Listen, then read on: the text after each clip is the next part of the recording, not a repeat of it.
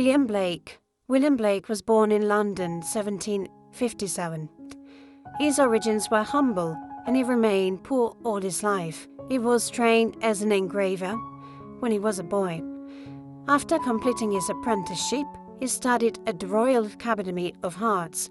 As a painter and engraver, he broke with the convention of perspective and proportions and created a new kind of art, which emphasizes the power of the imagination. He made illustration for the work of John Milton and for the Bible, and also left a cycle of drawings inspired by Dante's Divine Comedy. A political freethinker, he supported the French Revolution and remained a radical throughout his life. He witnessed the effects of the Industrial Revolution on man's soul and came to believe that the artist should have a new role as guardian of the spirit and imagination. Blake had a strong sense of religion. The most important literary influence in his life was the Bible, because for him it presented a complete version of the world and its history. His experiences as a craftsman, a visionary and a radical contribute to the development of his portrait, which is regarded as the early Romantic because he rejected the neoclassical literary style and themes.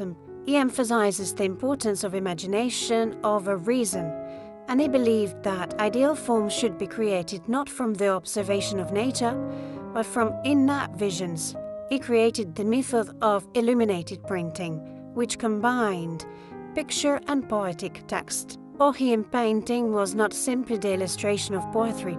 Poetic collections Songs of Innocence, 1789, and Songs of Experience, 1794, are the most accessible of his works. Blake also published prophetic books, in which he created a complex personal mythology.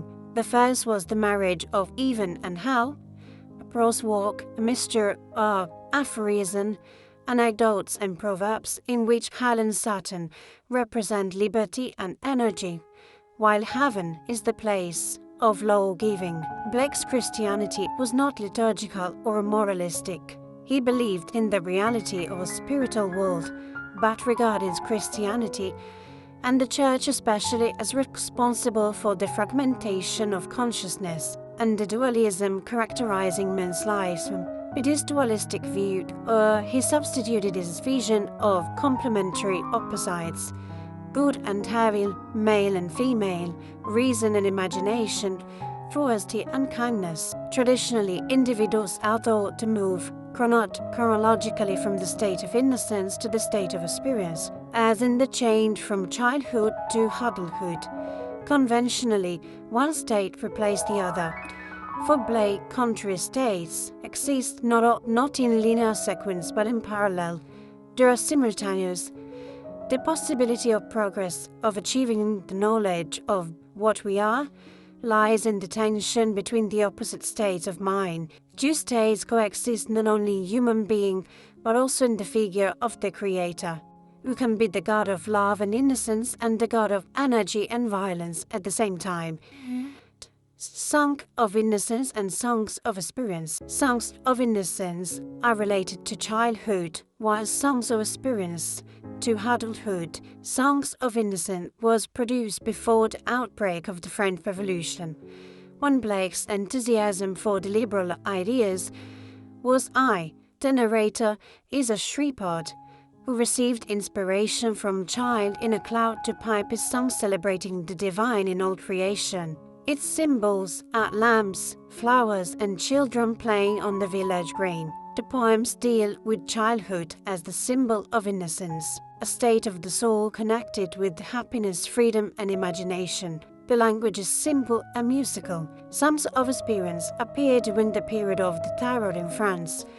Blake did not reject the Song of Innocent Shepherd, but he created the counterpart, the antithesis, in the form of the Bard, who questions the themes of the previous collection. The visual world of the collection is more complex. A more pessimistic view of life emerges in the songs, which are intended to be read together with the Songs of Innocence.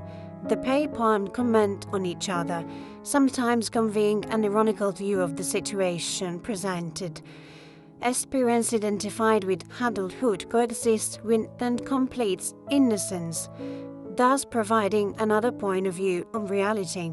Blake considered imagination and not sense perception as the means through which man couldn't know the world. Imagination, or the divine vision, means to see more, beyond material reality, into the life of things. God, the child, and the poet share this power of vision, which is also the power of creating things.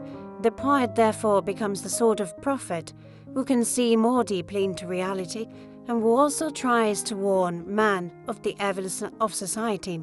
Blake was concerned with the political and social problems of his time. He supported the abolition of slavery and the egalitarian principle of the French Revolution. He believed in revolution as purifying violence necessary for the redemption of man. Later, disillusioned, he focuses attention on the evil consequences of the Industrial Revolution. The injustice caused by a materialistic attitude and the commercial exploitation of human beings. In his poems, he sympathizes with the victims of industrial society, such as children and prostitutes, as well as with the victims of oppression by institutions such as orphans and soldiers. Blake's poems have a simple structure and an original use of symbols. Blake uses a central group of symbols: the child, the father, and Christ, representing the states of innocence, experience, and higher innocence.